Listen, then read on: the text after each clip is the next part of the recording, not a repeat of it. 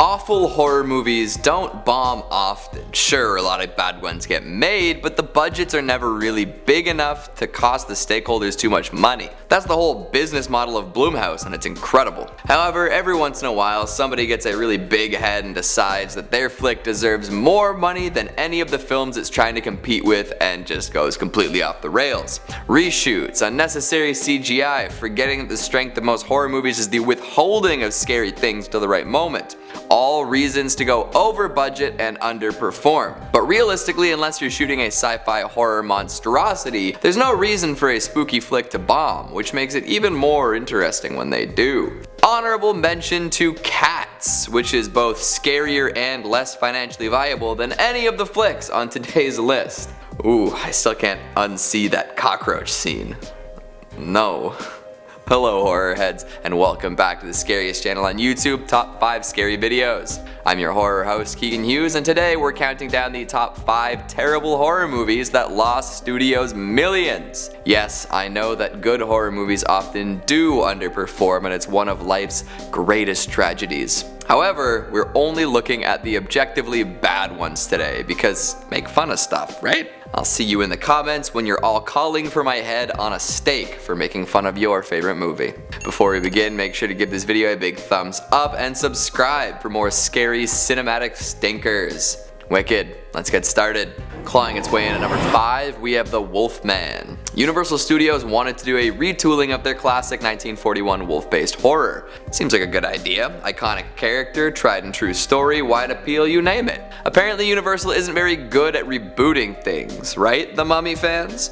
Well, in the days leading up to the Wolfman's release, they got together a stellar crew. Benicio del Toro, Anthony Hopkins, Emily Blunt, Hugo Weaving, all big names, all pretty expensive I'm assuming. Mark Romanek was on to direct, working out the pre-production for about a year, but it wasn't exactly what the executives were looking for. Romanek walked away from the project with about 3 weeks to go before production, leaving the studio to scramble and find a new director. Enter Joe Johnston. 3 days after Romanek left. 3 weeks of prep later, they were shooting.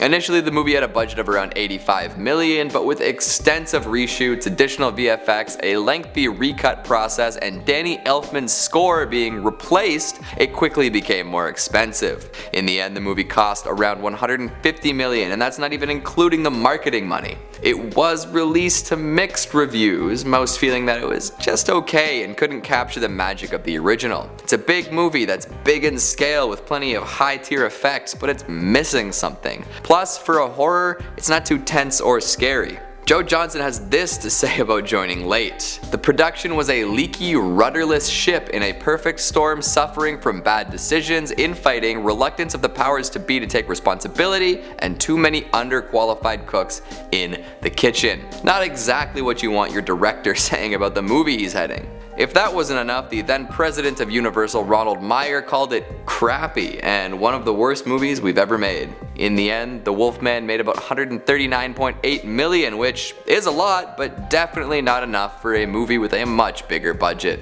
Coming in at number 4, Species 2. After the huge surprise success of the original Species, Frank Mancuso Jr. stepped up and tried to capitalize immediately. He led Friday the 13th through 6 sequels and figured he could make another evergreen series to rake in the dollars. This was not the case.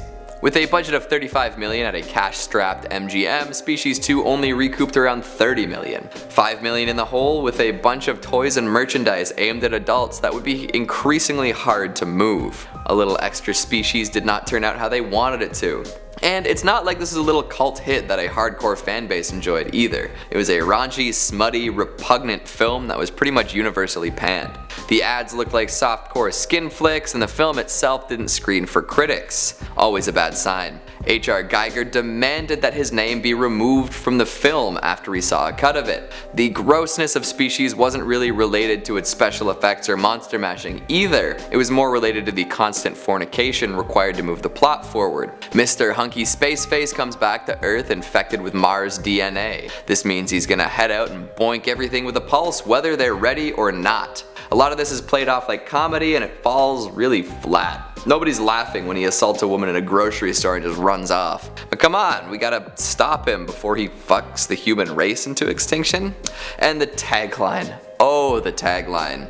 Her loyalty is to man, but her instinct is to mate. So it doesn't live up to the first, it's ridiculous and repellent, and it's also full of terrible VFX.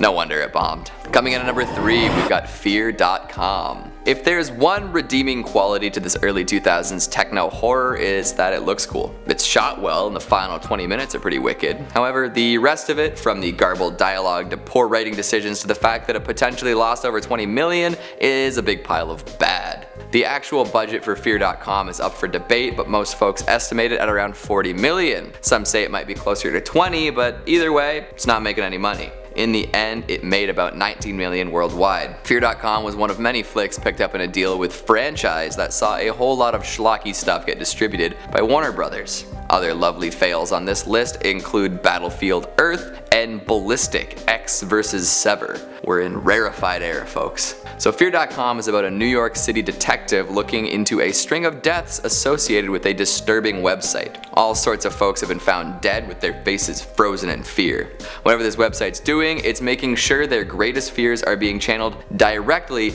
into their brains. Soon enough, of course, the website takes over most of the movie's world. A sort of fun, sort of silly idea quickly devolves into buxom babe bleeding torture porn with plenty of cringy dialogue and poor decision making. Like, why don't the people just simply stop logging in after a while? I ask myself that every day. And how does this weird torture clown function while being separate from the actual spooky entity behind the scenes? You know what? It's fine.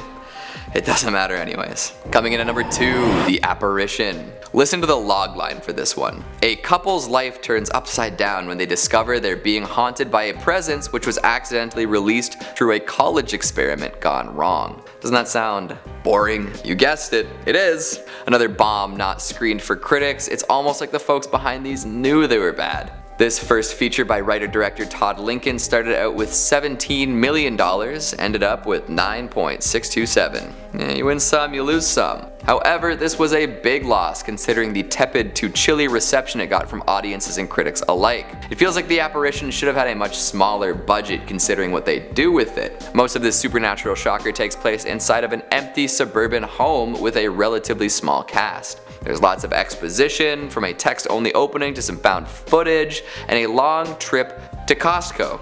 Yes, you heard me right. This movie spends an inordinate amount of time planning, discussing, and carrying out a trip to the big bulk superstore itself. All to bring a cactus in that dies right away, like a canary in a coal mine. The movie plays out like a worse Paranormal Activity without the benefit of it being a Paranormal Activity movie.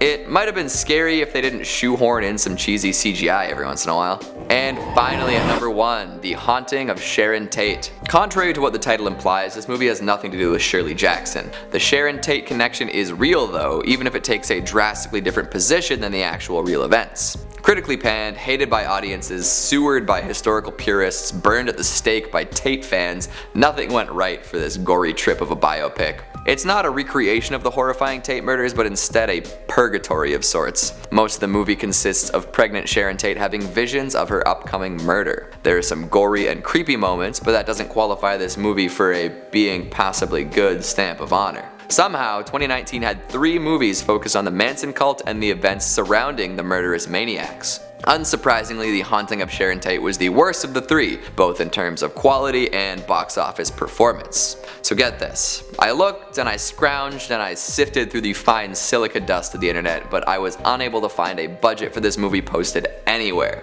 But we do have the box office results, and through my keen reasoning and deduction skills, I can confidently say that this movie was indeed a gigantic bomb. You ready? Okay. The Haunting of Sharon Tate made around $20,000 worldwide. 20,000. In the interest of fairness, I will concede that the only theatrical run it did was a short one in Russia, but still, you couldn't get a half-decent short film made for $20,000, and here Sabin Films is distributing a feature film starring Hilary Duff and recouping what would probably cover transportation for all their key players. Who financed this thing? Are they doing alright? Do they need a hug? Next time just buy the boat, okay? Wow. It's pretty depressing how some movies can lose more money than I'll likely see in my entire lifetime. What about you? Do you hope to ever make as much money as some of these flicks lost? What horror movies have you heard of that lost mucho money? Make sure you let me know down in the comments. Speaking of comments, let's take a look at some of your more financially sound ones from the top 5 SCP monsters that can never escape, part 12. Abram Rapecki says, plot twist, Keegan is an SCP monster, aka Mr. Hughes, that's stuck in the top 5 videos and can never escape. Oh, what a crazy idea. What an imagination on this guy. There's no way that's true. I am in no way being held here against my will by the Foundation.